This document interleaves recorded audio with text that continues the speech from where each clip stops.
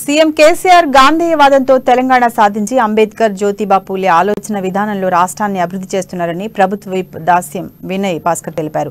వరంగల్ నగరంలోని సునీల్ గార్డెన్లో బీసీ సంక్షేమ శాఖ ఆధ్వర్యంలో మహాత్మా జ్యోతిబా పూలే వర్ధంతి వేడుకలు నిర్వహించారు.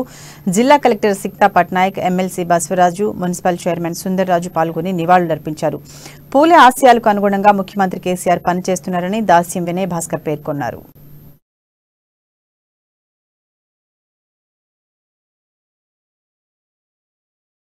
ఆనాడు ముఖ్యమంత్రి కేసీఆర్ గారు గాంధీవాదంలో తెలంగాణ సాధించి అంబేద్కర్ గారి పూలే గారి ఆలోచన విధానంతో ఈరోజు ఈ రాష్ట్రాన్ని ఒకవైపు సంక్షేమం మరోవైపు అభివృద్ధి కార్యక్రమాలు చేస్తున్న విషయాన్ని మీరందరూ కూడా గమనించాలి.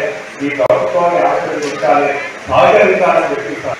ఇంకా చేయవలసిన పనులు ఉన్నాయి, ఇంకా జరగవలసిన కార్యక్రమాలు ఉన్నాయి, ఇంకా జరగవలసినటువంటి అభివృద్ధి కూడా ఉన్నాయి. ఈరోజు పూలే అంబేద్కర్ ఆలోచన విధానాన్ని ఇక్కడ ఈ రాష్ట్రంలో అమలుస్తుంది. సమాజంలో వేరే వర్గ అభ్యర్థి కోసం బీసీ కులాల వృత్తులు సమైక్య రాష్ట్రంలో కలవగలిగితే ఈరోజు ఆత్మగౌరవ భవనాలతో ఆత్మగౌరవంగా జీవించే విధంగా మరి కులస్తుల పైన కూడా అనేక రాయితీలు కల్పించి ఈరోజు నాయ గ్రామాల్లో కానీ దళితులు కానీ లారీ ప్రాంతంలో మరి 200 యూనిట్ల కూడా ఉచితంగా మరి కనెక్షన్ చేసినటువంటి ప్రభుత్వం ఈ దేశం మీద ఉన్నారని